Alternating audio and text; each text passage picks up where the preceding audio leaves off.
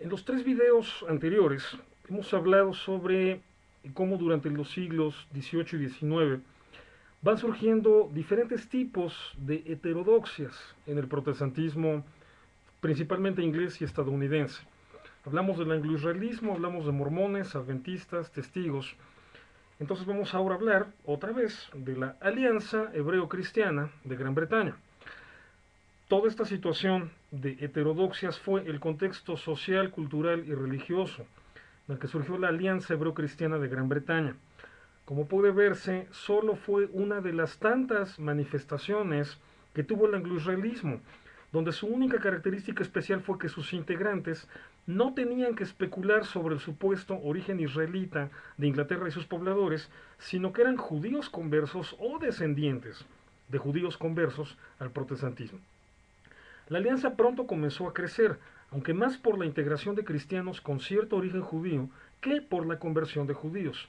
Dicho auge no es un misterio.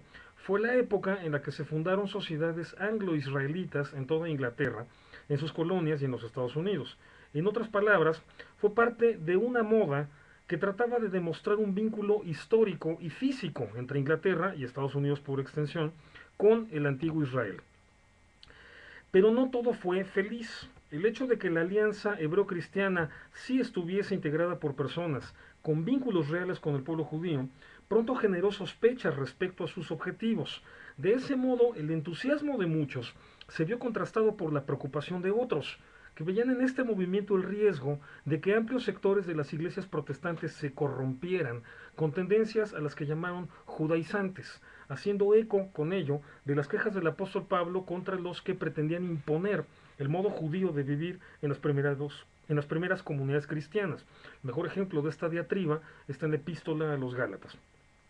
En consecuencia, los dirigentes de la alianza tuvieron que enfatizar repetidas veces que su objetivo no era regresar al judaísmo, eran cristianos y estaban decididos a seguir siendo cristianos. Por ejemplo, a finales del siglo XIX, un grupo de hebreos cristianos de Nueva York comenzó a congregarse en la misión Esperanza de Israel de la Iglesia Metodista. A partir de 1895 empezaron a publicar su propia revista mensual, Nuestra Esperanza. Poco tiempo después, la revista fue denunciada ante las autoridades metodistas por desviaciones doctrinales y la presión fue tan fuerte que uno de los editores, Arno Gabelein, se retractó de sus publicaciones y se reintegró al pastorado evangélico, convirtiéndose después en uno de los grandes promotores del fundamentalismo.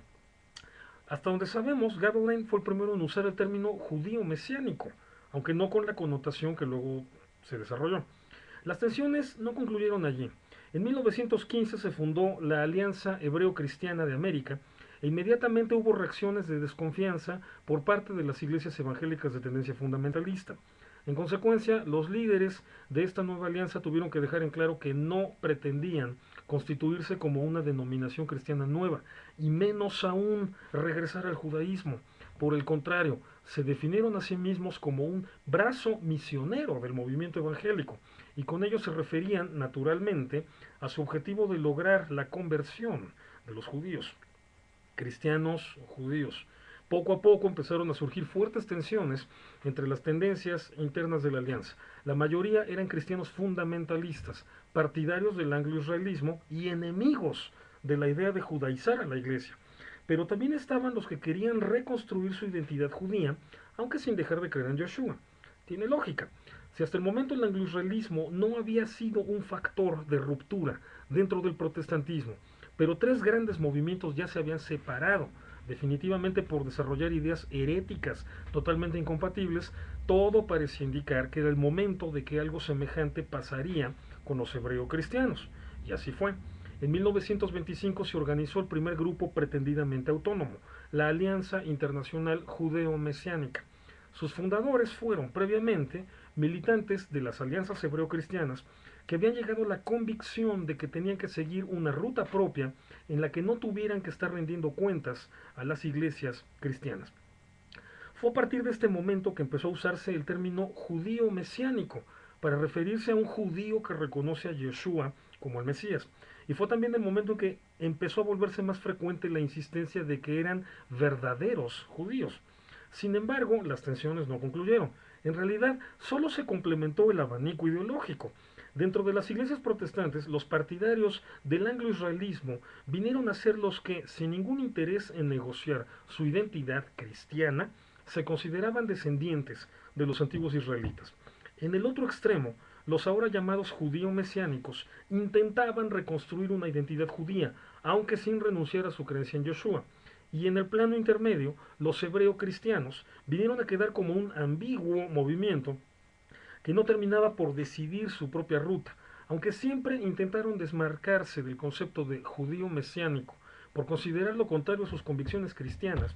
En 1975, la Alianza Hebreo-Cristiana de América cambió su nombre para pasar a ser la Alianza Judeo-Mesiánica de América.